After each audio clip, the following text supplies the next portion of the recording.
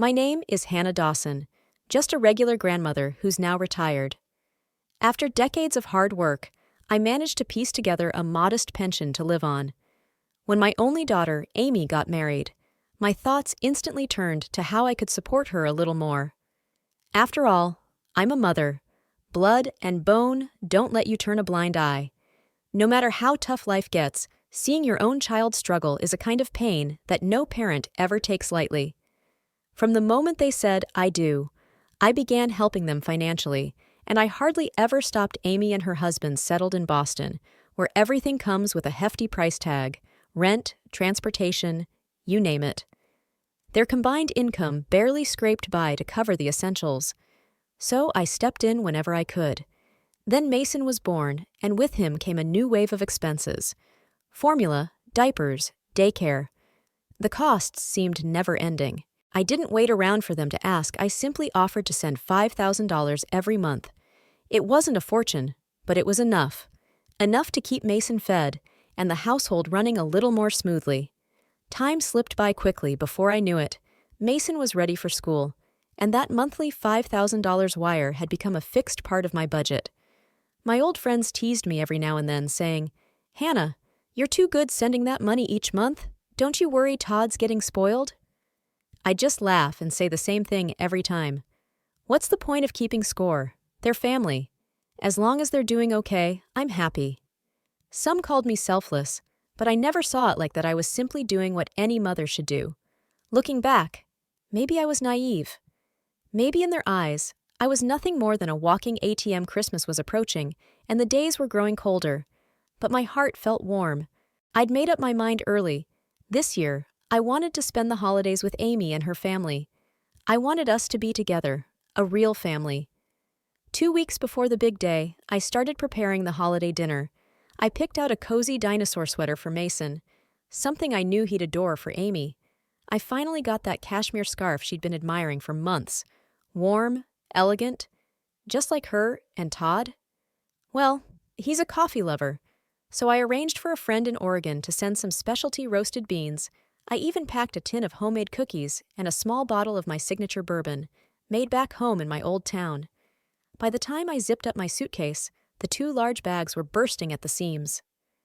I hummed happily while packing, picturing our little family gathered around the table, the turkey roasting in the oven, Mason excitedly tearing into his presents in the living room, Todd sharing jokes with me, Amy bustling in the kitchen. Just the thought warmed me right through the winter chill. That 3-bedroom townhouse had been theirs since the year they got married back then. They barely had enough saved for a down payment, so I emptied nearly all my savings, and even borrowed some money from my brother Robert to help them buy it. I still remember the day they got the keys. Amy threw her arms around me, tears glistening in her eyes. "Mom, thank you. This is your home now, too. You can come by any time you want that south-facing bedroom. It's always yours." Todd was right beside her, nodding silently. "Amy's right, Mom. You're welcome anytime." I held on to those words like a precious ember, convinced I'd raised a good daughter and found a decent son-in-law. I still lived in my own little place, but whenever I visited for a few days, they always treated me with kindness and warmth. I never imagined this picture I'd painted for myself, this comforting illusion of closeness between mother and daughter, could break so quickly. 3 days before my trip, I stood in front of the mirror, trying on a new outfit I'd bought just for the holidays. My phone rang. It was Amy. Her voice was hesitant, nothing like her usual carefree tone. "Mom." My heart sank immediately, a quiet dread creeping in. "Oh, it's nothing serious," she said casually. "Just wondering, did you already book your ticket?" She made small talk, but her voice sounded like she was skimming the surface of something she didn't want to say. I could sense it. The weight behind her words, the pauses between sentences. That warmth I'd been feeling just moments ago dimmed, like a small cloud drifting over the sunlight in my chest. "Yeah, everything's ready, just waiting to head out. Is something wrong?" There was a pause on her end. Then she said quietly, "Todd wants to talk to you for a minute. I'm giving him the phone." Before I could respond, the call was already handed over.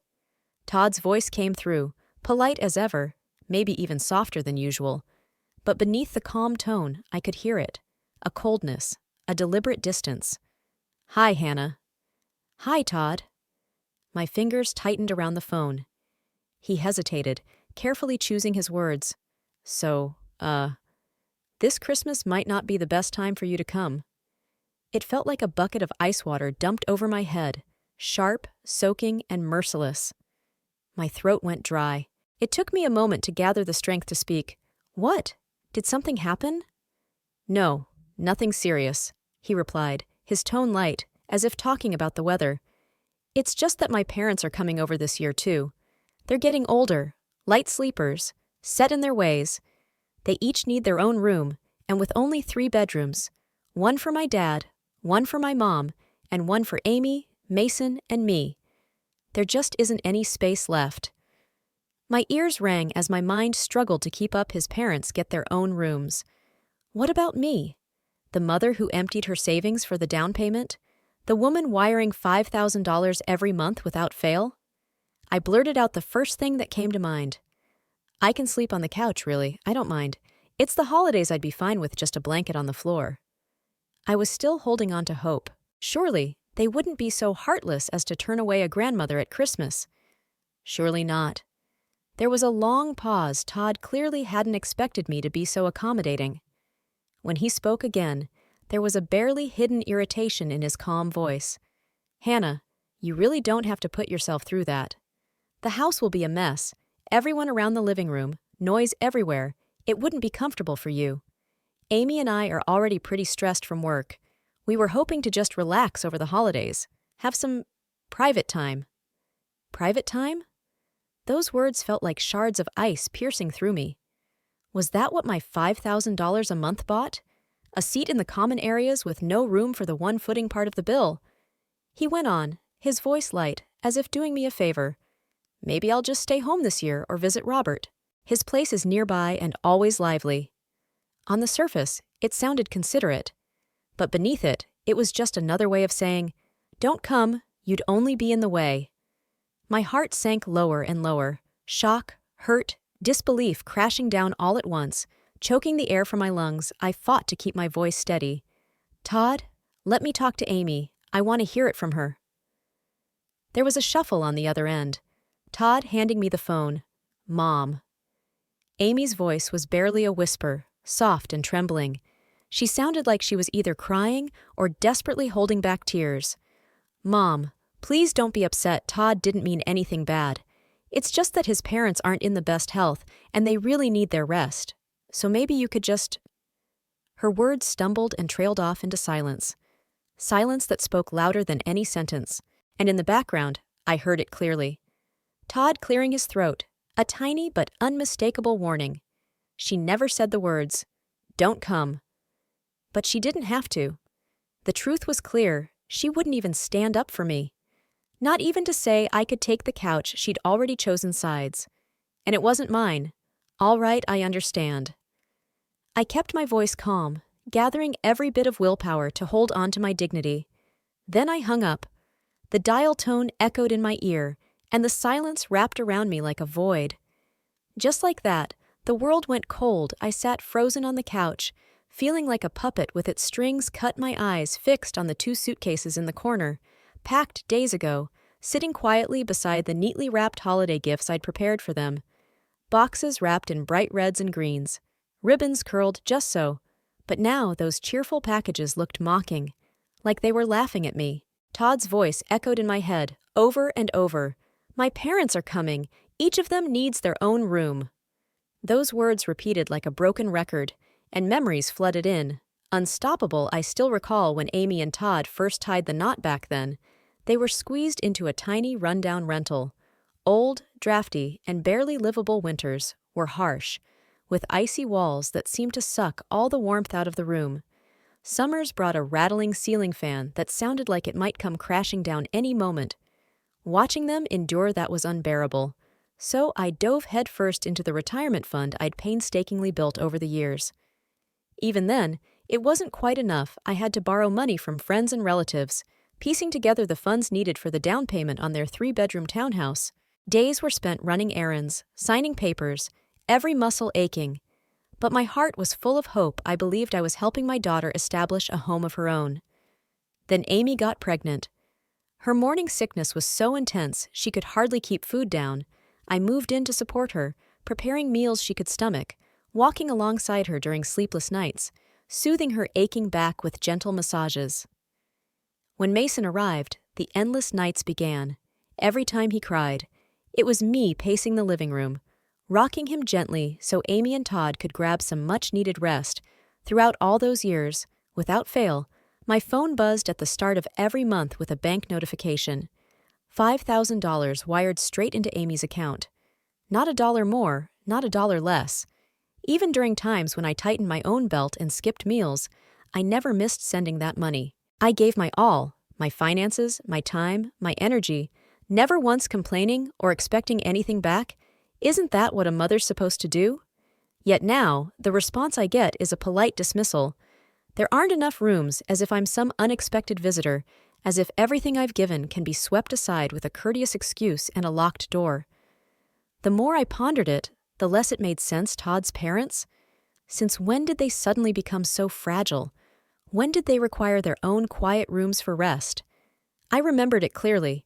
Last Thanksgiving, they were touring Florida with a group, enjoying street food, lounging on beaches, grinning for countless photos. Their social media was full of sun-drenched pictures and carefree captions. They looked fit, happy, and far from needing rest. That excuse wasn't just weak, it was downright insulting. So flimsy, it wasn't even a real attempt at honesty. It wasn't about logistics anymore. It was a clear message: you're not welcome here. Then, creeping in like a dark shadow, came a dreadful realization. What if they never intended to have me there at all? That thought hit me like a stone dropped into still water, sending shockwaves through my chest. Shame, pain, fury, betrayal, tightening my chest until I struggled to breathe. I refused to let it go. I wasn't going to be tossed aside like some outdated burden, sent away with a fake smile and half-truths. I needed to uncover the full truth that night. I barely slept, tossing and turning, until dawn's first light crept through the window. My eyes burned with fatigue, my head throbbed like a drumbeat, yet my mind was razor-sharp. At daybreak, I grabbed my phone and scrolled through my contacts. I stopped at a name I barely recognized. Lily Green, Todd's niece we'd met once at a family gathering, exchanged pleasantries, added each other out of courtesy, but barely spoken since I hesitated, then opened the message thread and typed as casually as possible. Hey Lily, do you know what Todd's parents are doing for Christmas this year? If they aren't going to Todd's, maybe I could invite them over here. My thumb hovered briefly, then pressed send. I sat frozen, gripping the phone, my palms slick with sweat. 30 minutes later, Lily replied, completely unaware of the storm she was about to unleash. Hi Hannah, funny you ask. My aunt and uncle already have plans to spend Christmas at Todd's. They're really looking forward to it. The whole family is gathering there. They even booked a Hawaii trip after the holidays. It was like a bomb exploded in my head. But instead of lighting up the sky, it burned away the last flicker of doubt I had. So that was it. The whole truth. From start to finish, Todd had lied to me, the not enough rooms, and elderly parents needing rest. All made up the real reason? He didn't want me there. I was a nuisance, a burden, something to hide and exclude. And me?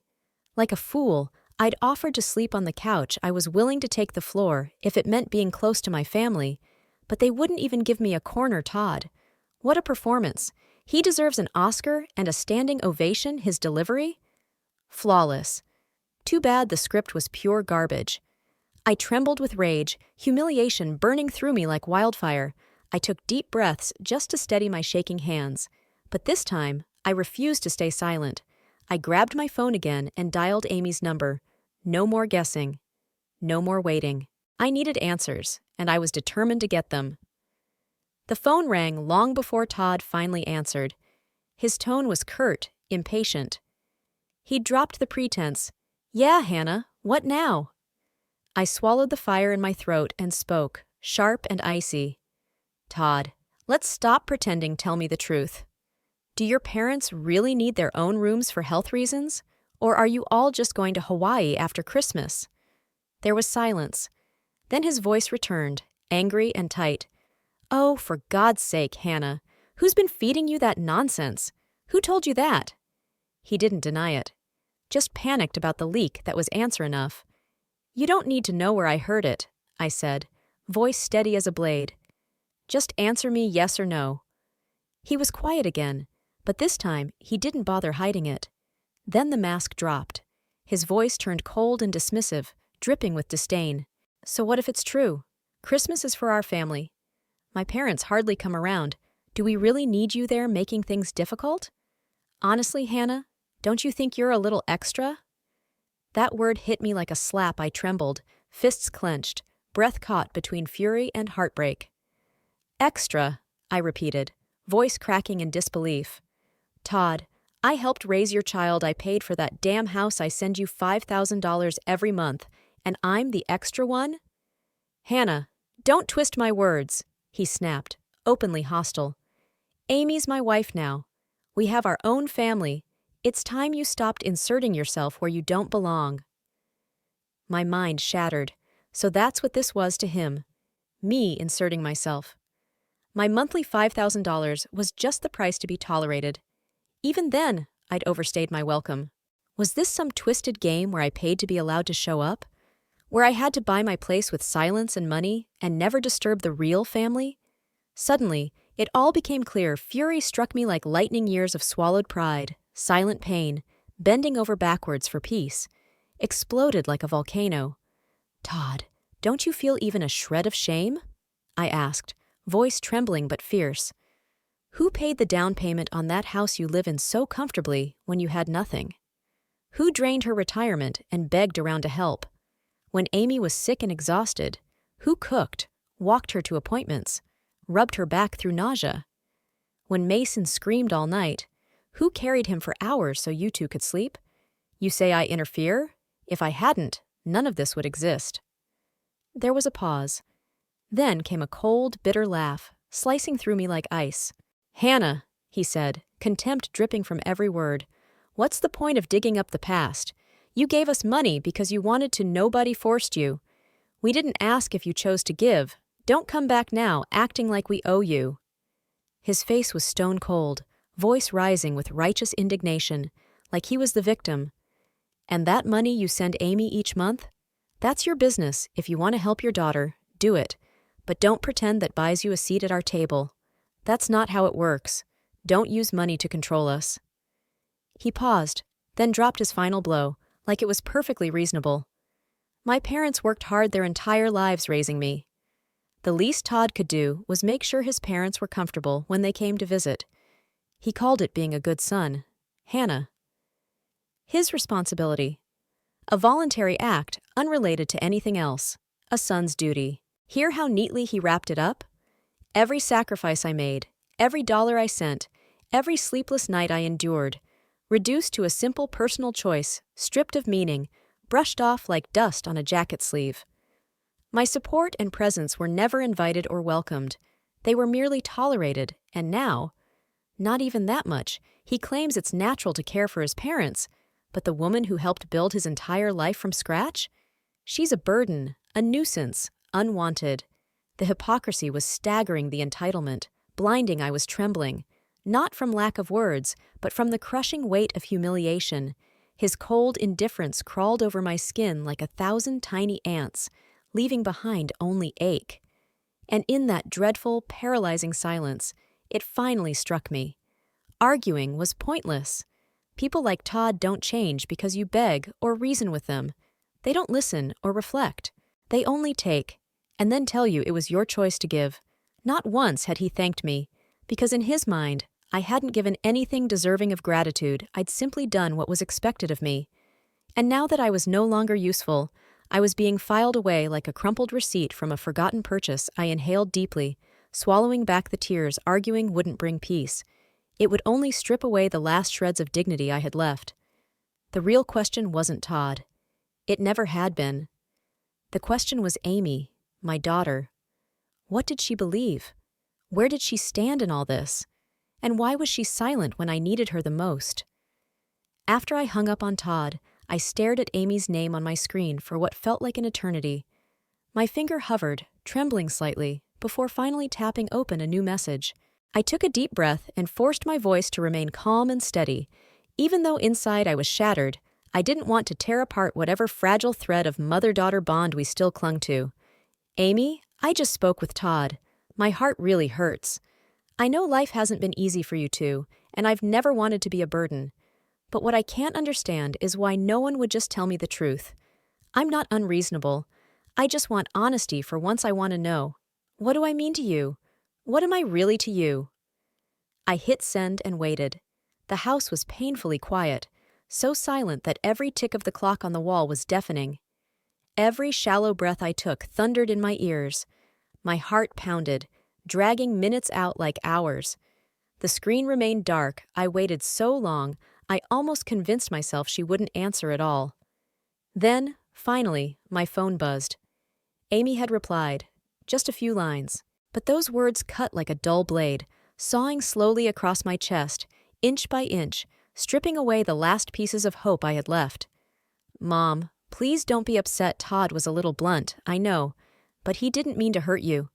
He's just trying to make things easier for his parents. It's not often they get to visit. Things have been really hard lately. The mortgage, the car payments, Mason's school, it's all piling up. The pressure is a lot. Please don't make this harder for me. Just stay home and enjoy the holiday, okay? I'll come visit you after the new year, I promise. The same familiar tone, the same evasive sorrow. She neither denied what happened nor took responsibility for it. No. Mom, I'm sorry. No, I didn't deserve that. Just vague guilt wrapped in soft excuses. An attempt to smooth things over without touching the real wounds. She didn't stand up for me, didn't defend me, didn't even acknowledge how deeply I'd been hurt. Instead, she placed herself in the middle, caught between loyalties and crushed by pressure, as if she were the victim and I was the one making everything harder. But she forgot one thing. The person pushed aside, the one lied to and left, standing out in the cold, with a heart full of love and 2 suitcases packed with gifts. That was me, her mother. The woman who carried her through every hardship. I stared at the screen, my fingers curling slowly around the phone as a cold, heavy stillness settled deep in my chest. Something inside me finally broke, quietly, but completely. That was enough. I couldn't count on her anymore. I couldn't even expect the smallest defense. No word of fairness, no flicker of courage. She was like a doll made of cotton, soft, spineless, drifting with the wind. Todd spoke, and she obeyed. Todd decided, and she followed. She couldn't even fight for a spot on the couch for her own mother. I had poured everything into her and received nothing but emptiness in return. This must be what they mean when they say there is no grief greater than the death of hope. Because that was it. I switched off my phone without a word and walked to the window outside. The sky hung low and gray. The wind whipped through the bare branches, sending brittle leaves spinning through the cold air. They drifted down one by one, landing on the porch sill, somehow landing right on my heart, cold and weightless, but heavy all the same. So be it. This Christmas, I wouldn't go anywhere. I'd stay here, in this quiet, empty old house, all alone. And maybe that was just fine right then. I made a decision. This month's $5,000? I wasn't sending it. Not out of spite or revenge, but because I finally understood there was no point. I'd given them everything. My love, my labor, my money, my time. What I got in return were lies, indifference, and eyes that told me I was nothing but a burden. What exactly was I still paying for? I didn't text them. I didn't give warning. I said nothing. When the usual bank notification popped up, "Your monthly transfer is scheduled," I didn't even flinch.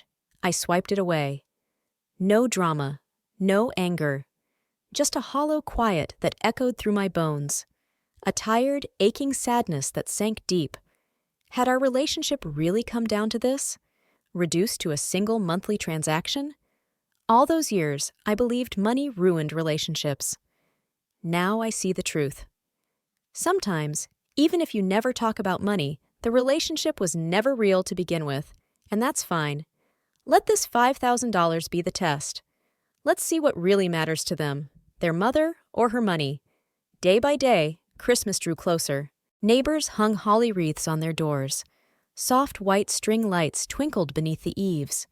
The scent of cinnamon and baked apples filled the air, mingling with the chatter of folks hauling home turkeys and bottles of wine. The whole neighborhood felt wrapped in warmth, a perfect holiday postcard. But inside me? There was nothing but emptiness, like an old wooden house hollowed out and filled with cold wind. I hadn't spoken to Amy since the call with Todd. Neither had they reached out. It was as if the entire conversation, the lies, the rejection, had been swept under the rug, buried beneath the glitter of holiday cheer. Then, on the 5th day past my usual transfer date, my phone rang. Amy, her name flashed across the screen like a hesitant knock at a door. I wasn't sure I wanted to open for a moment. I just stared, feeling a dull, heavy weight settle in my chest. Finally, I answered, "Hi, Mom." Her voice was careful, tiptoeing, laced with a sweetness that felt a little too deliberate. "How have you been feeling? It's gotten colder lately. Make sure you're bundling up, okay?" "I'm fine," I replied flatly, distant, no warmth or anger, just empty calm. "That's good," she said, hesitating, clearly stalling. "So, it's Christmas today. Do you have any plans? Maybe I could come over and we could have dinner together." I let out a quiet laugh, but only in my mind. Now she wanted to know what I was doing for the holiday? Where was this concern weeks ago? "No need," I said smoothly. "I'll be at Robert's for dinner." A harmless lie, one that spared us both the discomfort of truth. She went silent for a beat, then started circling small talk, asking if I'd picked up any new hobbies lately, whether the coffee shop downstairs was still open, if the big oak on the corner had lost all its leaves, yet circling waiting. Biding her time, I knew exactly what this was. She wasn't here for coffee or trees. She was waiting for the right moment. Then, just like clockwork, her tone shifted, subtle, casual, pretending it was nothing. "Oh, by the way, Mom, did you forget to send this month's money?" There it was. The line I'd been waiting for. I paused, letting the silence stretch just long enough. Then, as if it had just occurred to me, I answered slowly, "Oh, you mean that money?" "Yes," she said quickly, her voice suddenly bright and relieved. I took my time, letting the silence stretch a bit longer. I didn't forget. There was an immediate stillness on her end, sharp and quiet. I could almost hear the surprise freeze her expression. I continued, slow and deliberate, every word like a shard of ice. "With the holidays and everything, I figured you probably have a lot of expenses, and with your in-laws around, I'm sure they're pitching in too. So really, you probably don't need my $5,000 anymore." I let that settle before adding, my voice colder now, more pointed. "And you were right. I'm just the outsider. Always meddling in your little family. Doesn't feel right, does it? So, I've decided, no more money from me. I'm done." A silence fell so deep I could almost hear it breathe. I didn't need to see her face to know it was stunned, scrambling, grappling with disbelief, the kind that hits when a safety net you assumed would always be there suddenly disappears. Funny how forgetting can be contagious. They forgot everything I gave, my help, my money, my love. So I forgot to pay. Not out of spite or revenge. No, this was me finally learning how to deal with them the way they'd taught me. After a long pause, Amy's voice finally broke through, thin, trembling, heavy with hurt and blame. "Mom, how could you do this? Just stop the transfer like that?"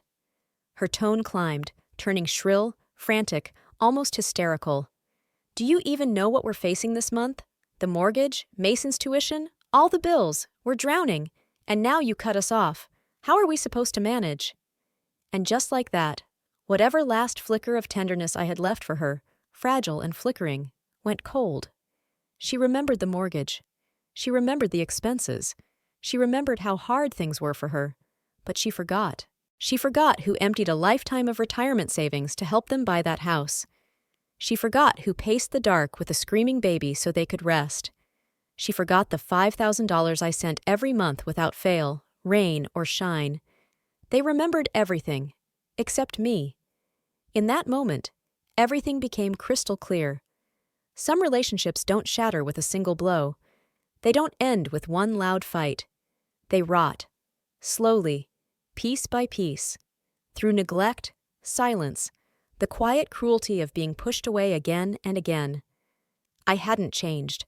They'd let go of me long ago. Before I could say a word, another voice exploded through the line. Todd, furious, boiling over with rage.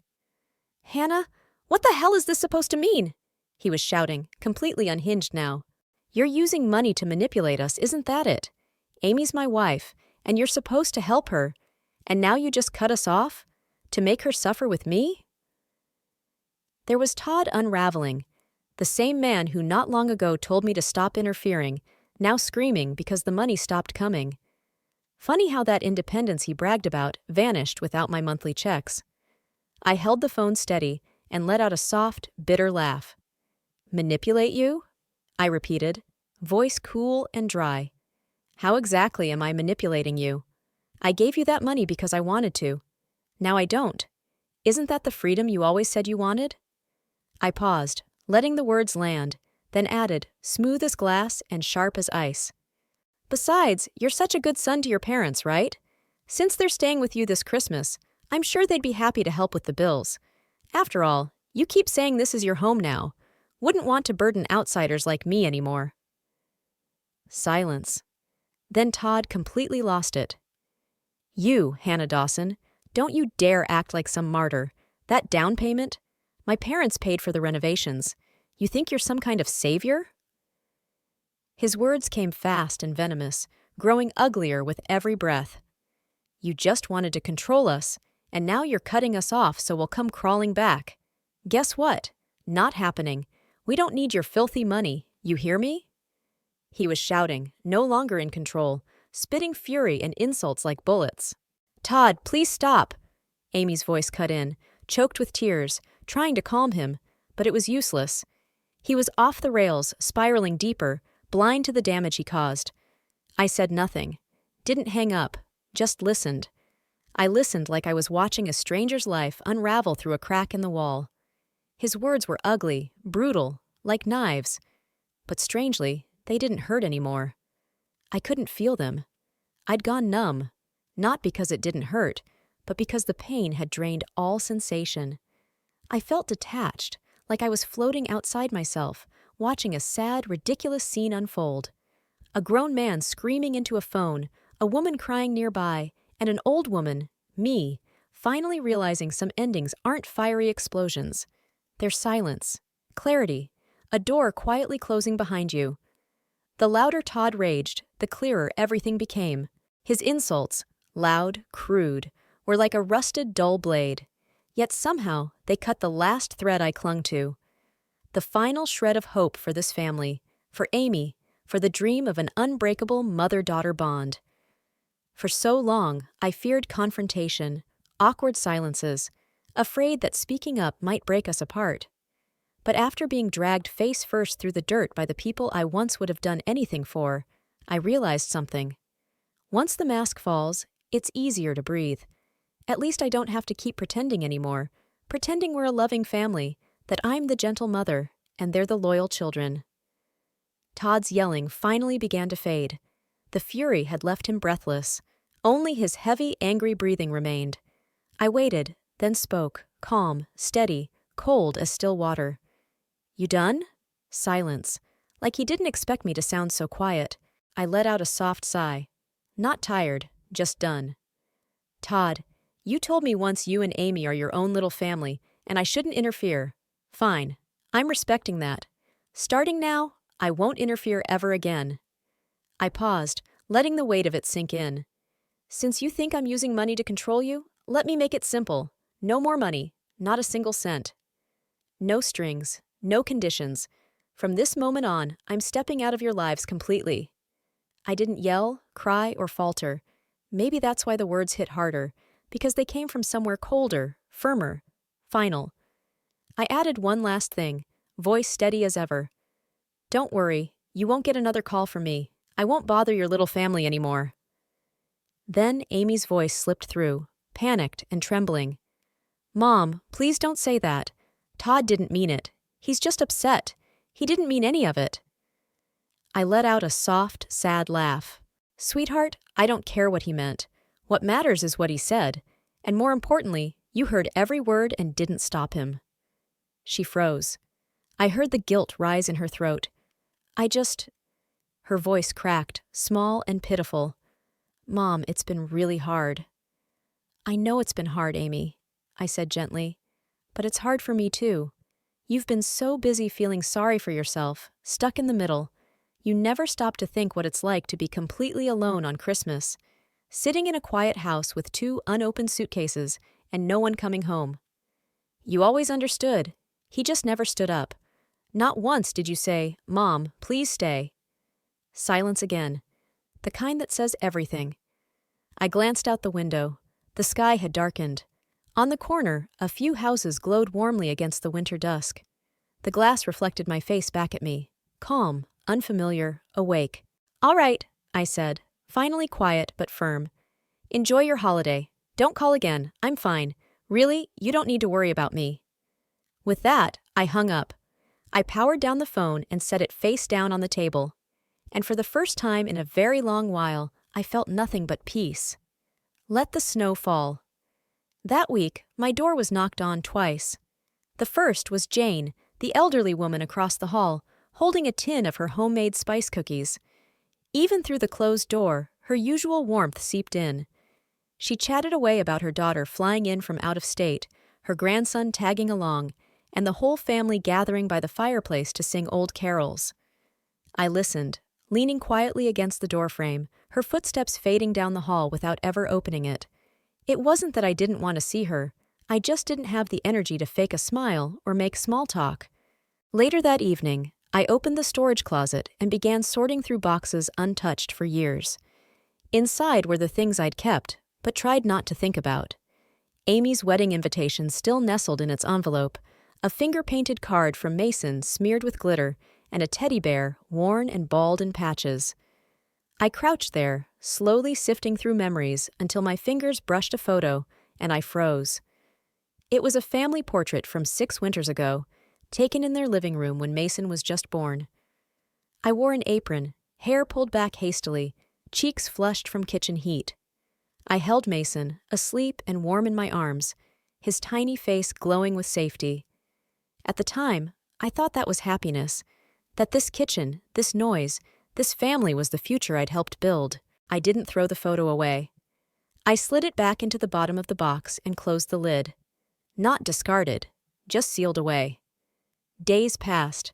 No calls from Amy. I knew she was waiting for me to give in first, but I didn't.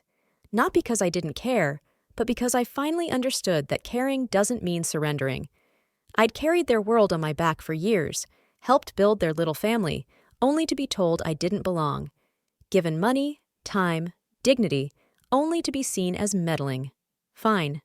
Then let them see life without the person they found inconvenient. Word came through the grapevine. Todd's temper was volatile as ever. He'd cycled through 3 jobs in recent years, each ending with him blaming company politics instead of himself. He insisted Amy stay home, claiming he could provide. But the reality was harsh. Their mortgage was months overdue. They sold the car and replaced it with a clunky old model with a cracked dashboard. When Todd slammed a door so hard it shook the building, neighbors called the police, fearing domestic violence. I learned this while holding a coffee mug, its edge chipped against the counter. I stood frozen, staring, then dropped the broken piece in the trash. Maybe a little pain is what it takes, I murmured. That week, I began rebuilding, slowly, practically. Up at 6, a tidy kitchen, 1 mug of black coffee and toast. I wrote down 3 simple tasks. Do laundry, mend the worn quilt in the hall, test a new recipe for pear and clove shortbread. I replied to Julia's email, who'd asked if I'd teach a sewing class at the community center once a week. I'd love to help, I wrote. On the phone, she sounded thrilled. It means so much, Hannah. Everyone wants to learn, but no one wants to teach anymore. I smiled. It's what I know best. If it's useful, I'm happy to share. Oh, we need you, she said. You have no idea how much. Something inside me shifted. Small, but real. It warmed a part I thought had frozen for good. Maybe I wasn't useless. Maybe I was needed, just not by them.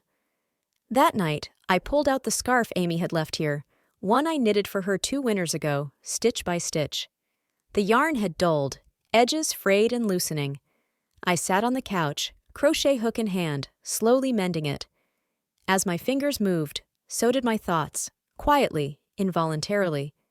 Was she warm enough? Did Mason have enough to wear? Was Todd still angry?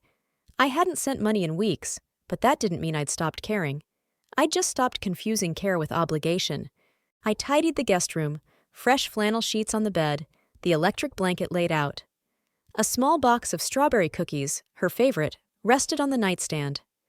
Not because I expected her to come back, but so, if ever the weight became too much, if she had nowhere else to go, she'd know a light was on here. Not for weakness, for peace. She didn't call. I didn't reach out.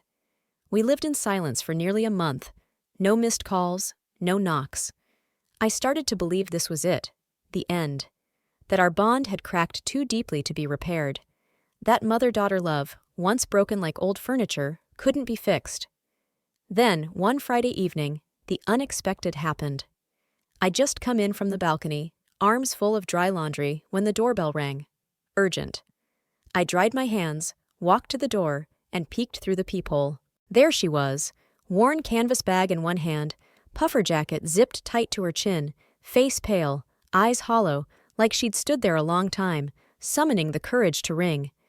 We stared at each other through the door, long moments passing. Then her lips parted, hesitant, soft. "Mom, can I come in?" I opened the door. She stepped inside, looking more like a lost child than a grown woman with a family. I stepped aside. No welcome, no, "Can I get you something to drink?" She didn't take off her coat. Her eyes rimmed red, weariness clinging like a shadow. "Mom." Her voice was hoarse, trembling with something unnamed. I can't do this anymore. I thought I could, but I can't."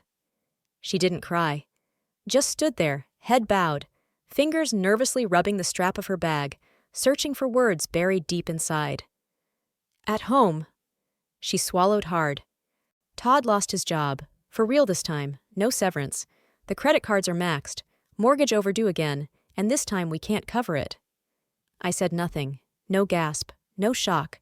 I'd expected this long before she did. "The day you didn't answer the phone," she whispered, voice dropping. "I knew you were really done with me." Her voice sank lower. "After that, I tried calling, but I couldn't. I just couldn't face it. No, I don't know who else to talk to." She cleared her throat, like swallowing broken glass. "I'm not here to ask for money. I know you're tired of me. I don't know where else to go. Didn't know who'd listen." I didn't rush to answer. Instead, I sank onto the sofa, tucked the half-mended yarn into its basket. I looked at her with the quiet only time and hurt can teach. "Sweetheart, if you have something to say, come sit. We have time." She hesitated, then settled at the far edge of the couch like a defendant awaiting judgment. She looked small, unsure, far from the girl I'd once held in my arms. But she was here. For now, that was enough. The house was so quiet. I heard the soft scratch of her fingernails brushing the couch fabric. Then, in a voice barely above a whisper, "Mom, I divorced Todd." "When?" I asked. "Last week." She hesitated. He threw a plate, shattered it on the floor, said, "You and your mother are both useless." Then he slammed a divorce agreement on the table. She drew a shaky breath, then continued, "Honestly, it started the day you stopped sending money." He spiraled, said you turned your back on us, that the only thing your family brought to our marriage was a down payment. Everything else, the renovations, came from his parents, like that made them saints. Her voice cracked, sharp and bitter. "But I remember, Mom. I remember who held my hand through every doctor's visit.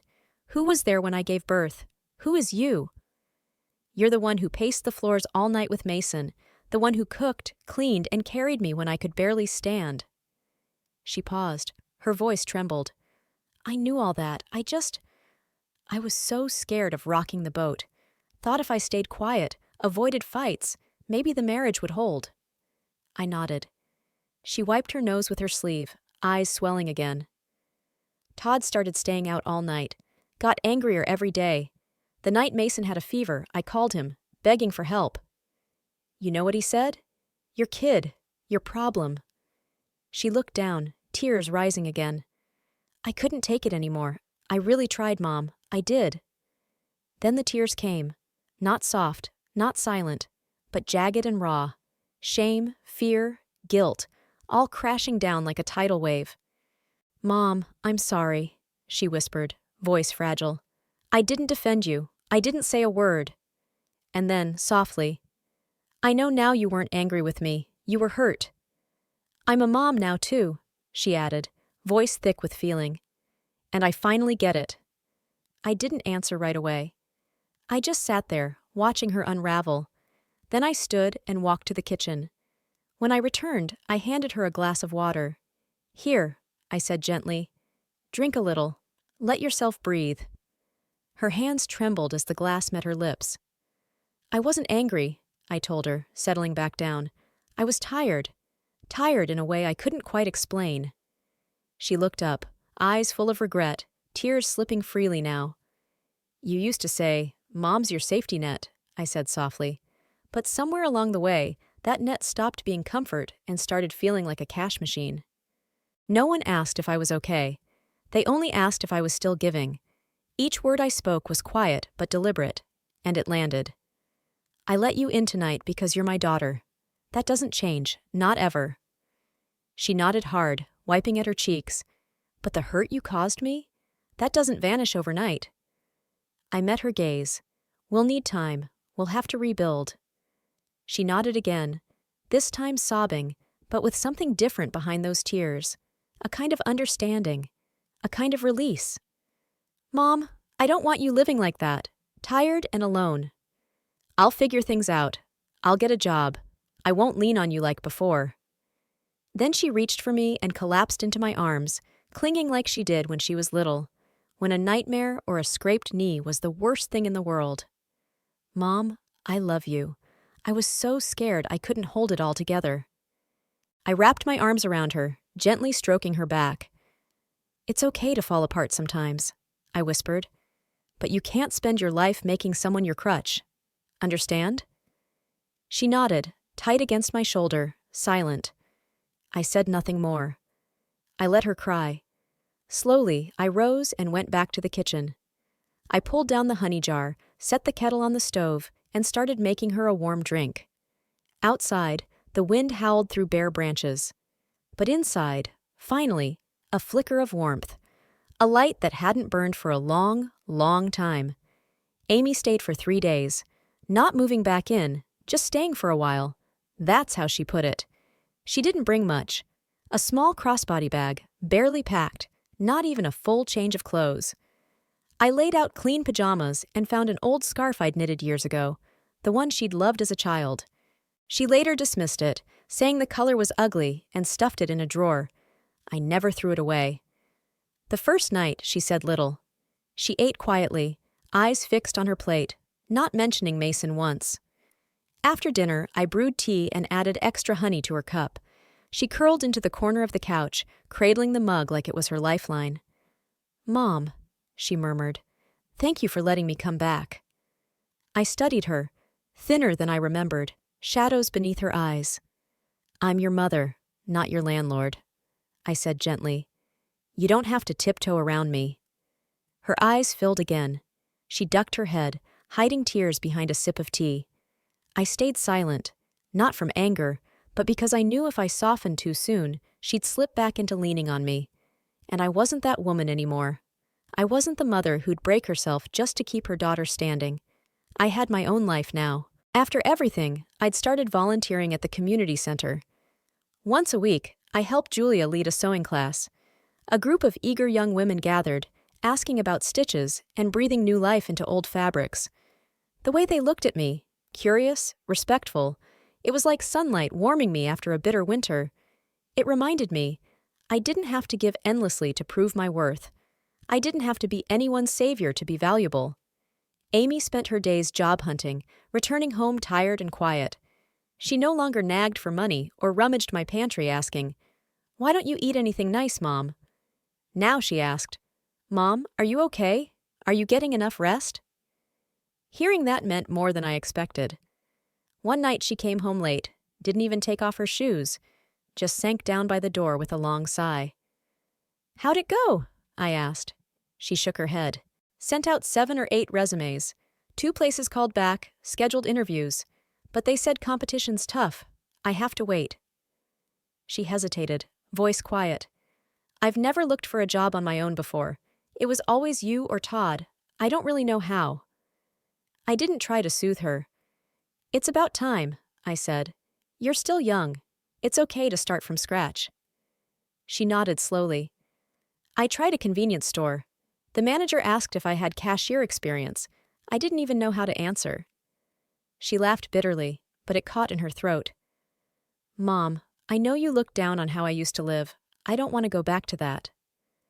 I handed her a glass of water. It's enough that you know now. She sipped, eyes flicking up nervously. Do you not want me to stay? I met her gaze. It's not that I don't want you here, I said evenly.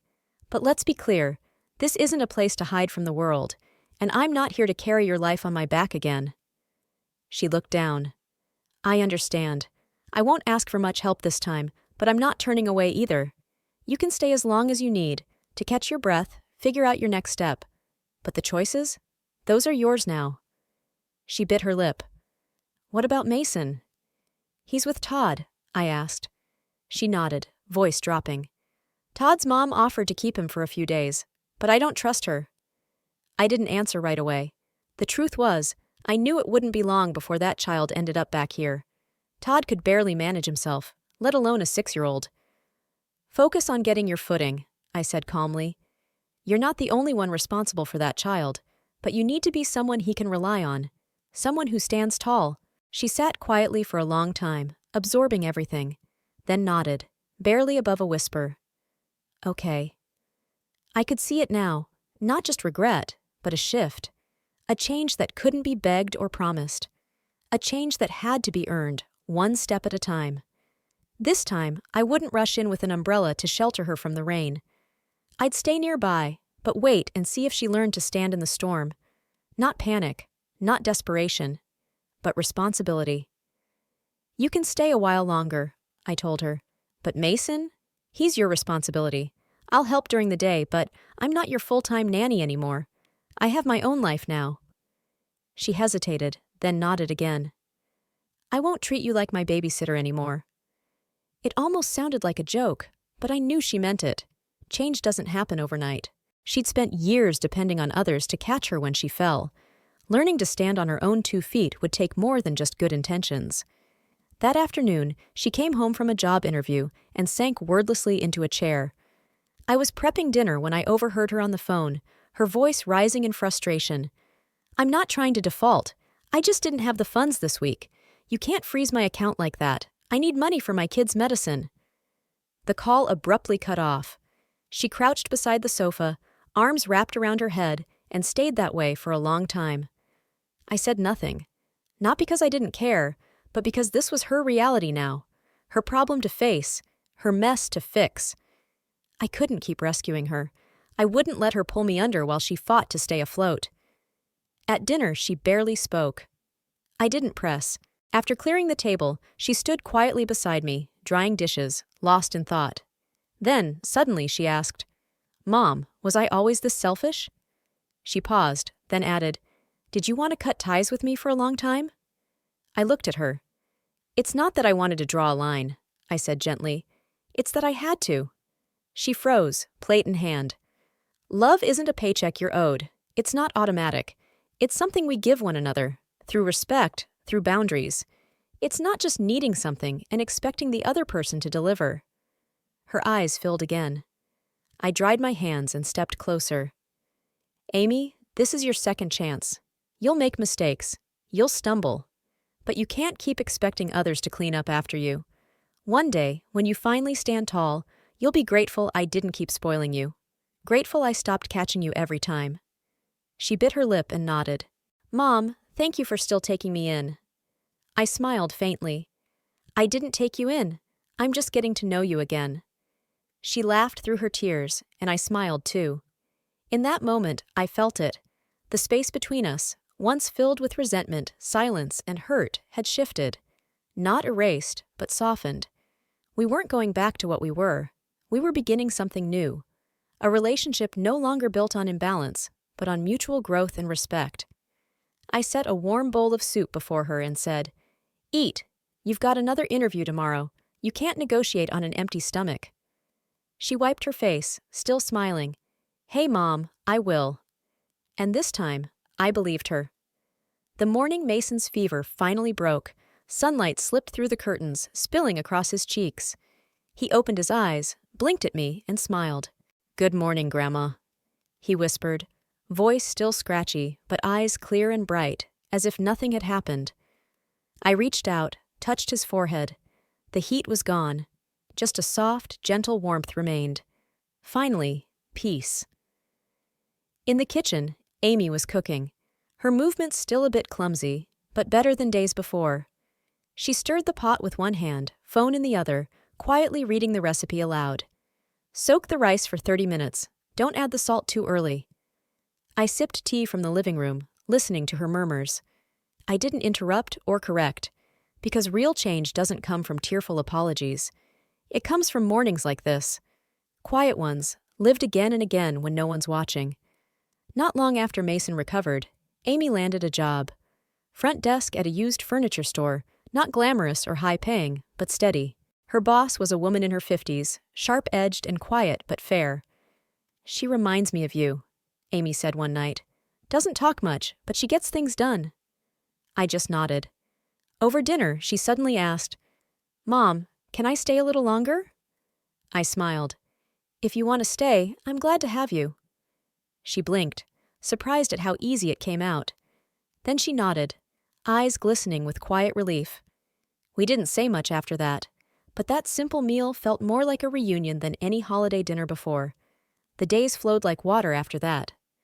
I kept teaching at the community center. I read books, cooked meals, tended my balcony garden. Sometimes I took Mason to the local library.